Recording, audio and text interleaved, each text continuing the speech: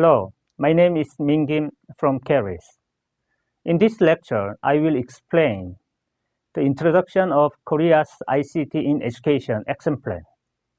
What are the main and critical educational fields we should focus on in terms of ICT use in education?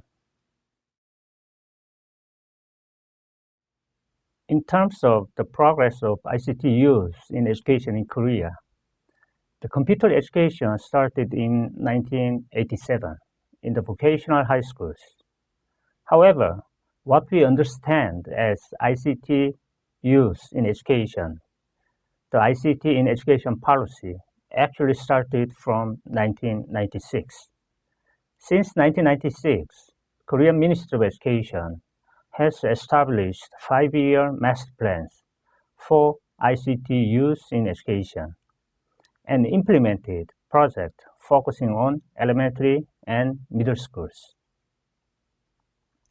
During the Master or Action Plan 1, the Ministry of Education completed the construction of ICT infrastructure all over the schools, which means installing computer labs in each school, connecting each school with the internet, providing a big television in each classroom, and teachers were provided with PCs and etc. At this time, Educational Portal Service, EduNet, was launched for primary and secondary education, and Research Information Service System, RISS, was launched for higher education. During the Master Plan 2, we developed the Educational Content Sharing System, wherein teachers and educators could share the online contents developed and created to enhance learning and teaching experience done on and offline. And we focused on teacher training, how to make use of ICTs in their teaching process, both online and offline. Every year, we trained 1/3 of teachers. After 3 years, all the teachers were trained and they became slowly more confident on using ICTs in their classes. While we are providing ICT use in education training for in-service teachers, we collaborated with pre-service teacher training as well, so that they could more easily adapt to the use of ICT in education when they become teachers. In Master Plan 2 stage, we initiated the use of Educational Management Information System, or NEIS.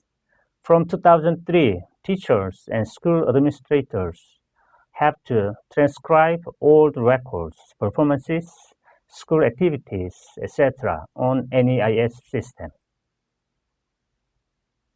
In the Master Plan 3, we started to implement future educational systems such as digital textbook and ubiquitous classroom. Action Plan number 4 and onward will be explained more in the following slides. During the Master Plan 4, we announced the Smart Education Strategy. From Master Plan 1 to 3, almost all the important projects and strategies were announced. And from Master Plan 4, we tried to enhance and advance what we have already started with a little bit of different names on it. In our Action Plan 5 and 6, we had to prepare our students and teachers for the fourth industrial revolution, which is being described with AI, machine learning, big data, so that our national plan focuses on creative, capable, and intelligent abilities. During ICT in Education Action Plan 1, we announced the guidelines for ICT in education in primary and secondary schools, in which we tried to educate our K-12 students ICT literacy and to promote ICT use in general subject matters by teachers, and teachers had to use ICT in school administration systems. During the ICT in Education Action Plan 2, National Human Resources Development Plan through e-learning was announced in year 2004. In order to build a lifelong learning society, we try to involve parents in learning cycle. With COVID-19, the participation of parents in learning become inevitable for our students' learning process. We announced the educational e-portal, EduNet, EBS e-learning project, e-tutor, e-cluster, engaging industry and academia, and so on. During ICT in Education Action Plan 4, Smart Education pilot project was announced. At this period, Korean Ministry of Education was also not certain about using digital textbook, even though digital textbook initiative was announced during Action Plan 3. E-textbook project was announced this period, which was obviously a setback for Korea. However, with smart education strategy and its model school operation, Korean Ministry of Education tried to embrace active ICT in education opportunities to all by subsidizing internet subscription fees and providing computers to lower-income families. In this stage, evidence-based or data-driven ICT in education policy became important so that the Korean Ministry of Education tried to secure data that could explain the backup the decision-making process. During ICT in Education Action Plan 5, 2015 national curriculum was announced to incorporate a mandatory national ICT in education curriculum, wherein digital textbooks should be used for grade 3, 4, and 7 for the subject of social studies, science, and English, and mandatory software education for grade 7.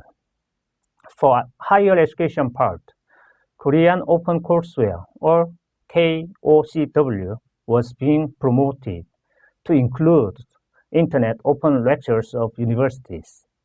EduNet was redesigned to EduNet T-Clear.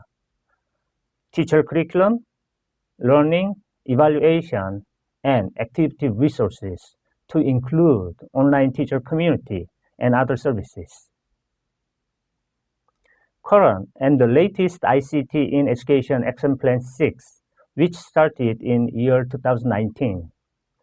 We will try to establish future-oriented smart education environment to implement sustainable innovation for ICT in education, to provide customized ICT-based education services to our students, and to introduce open infrastructure for education information. Until year 2019, ICT use in education seemed like an option, but at the dawn of year 2020 and the outbreak of COVID-19, ICT use in education became a must in education part in order to observe the learning should not be stopped and to provide equitable educational opportunities to all.